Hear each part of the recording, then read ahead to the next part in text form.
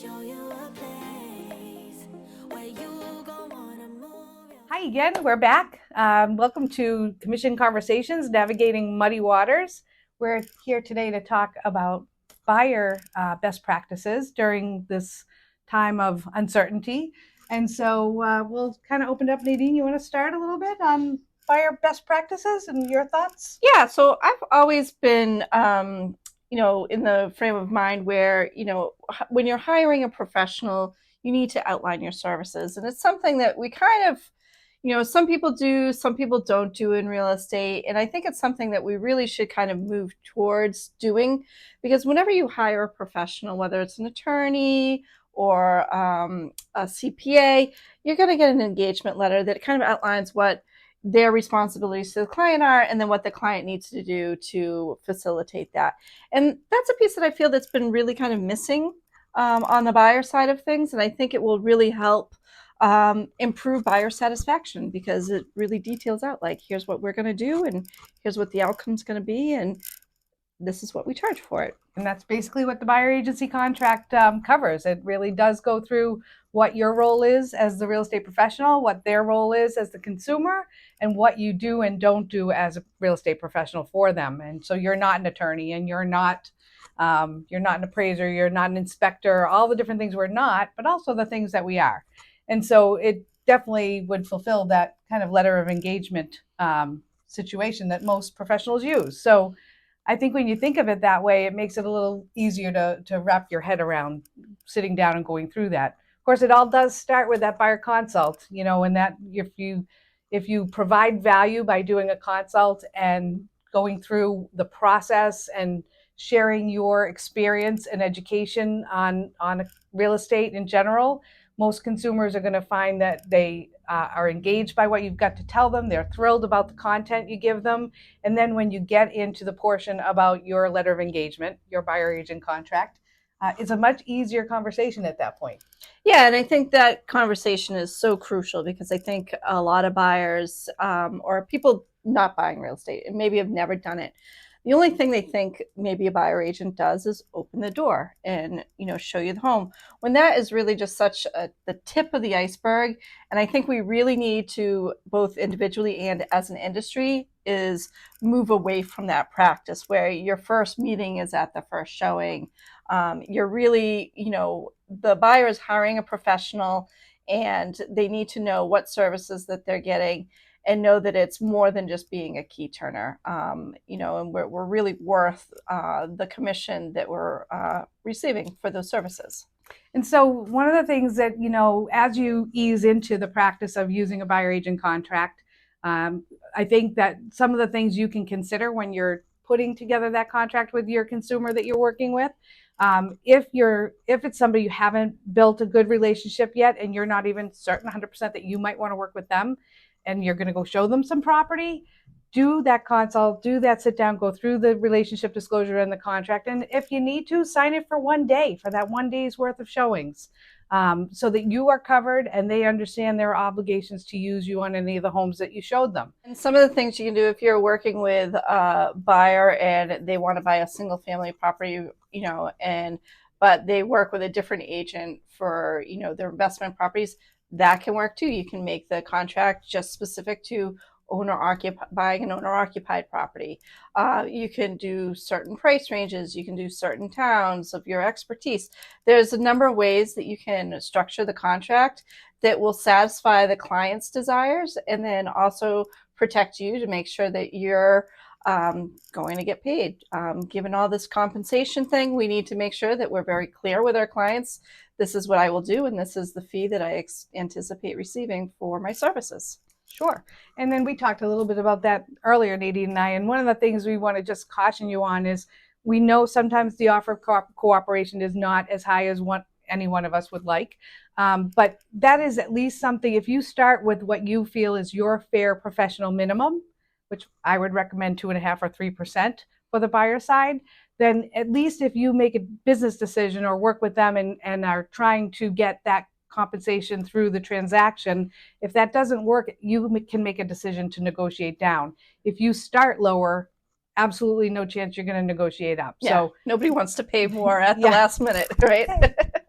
So make sure you start with something that you feel is fair. I've always said, 2.5% is kind of the minimum I can work for and still pay for my gas and my insurance and my all the things that I need to pay for as a professional that we pay for as people who are in this business as a living. Those are all things I need to pay and take care of, and I can't do it for less than that 2.5% on average. Obviously, there are times we've all had to make an exception to that, but again, you start low, you'll never get anything higher. Negotiating down is much easier than negotiating up.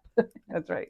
Absolutely. Yeah. So what else? Anything else you recommend? Really, sitting down and explaining the contract. So if you're new to buyer agency contracts, grab a partner or somebody that you trust to give you good feedback and really practice that presentation. It's something that's new for a lot of people. Some role play. Yeah, do some role playing and you will get better and better at it. We do some role play for these videos. I know it really hasn't paid off yet, but it'll work better for you guys when you do the role play. It can be a little bit challenging right now where not every agent is using a buyer agency contract, but if you take the time to explain it to a buyer and say, listen, I'm going to be loyal to you, and I do expect some loyalty in return, and that's what this contract kind of hammers out. It explains each of our roles so that it's very nice and clear.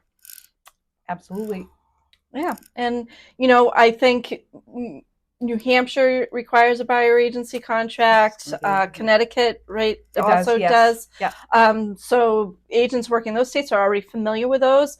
I could definitely see a future where Massachusetts or even nationwide requires them. And even from a NAR standpoint, the settlements that they've proposed really say part of their proposal is that if you're going to sell a property within the MLS, the realtor-owned MLSs, of which we do not belong to right now, but I do anticipate there's a good chance that our MLS may adopt the same policies. So, there's a good chance that we're going to be required to use them just to be able to work within our MLS. But at the moment, it's not a requirement.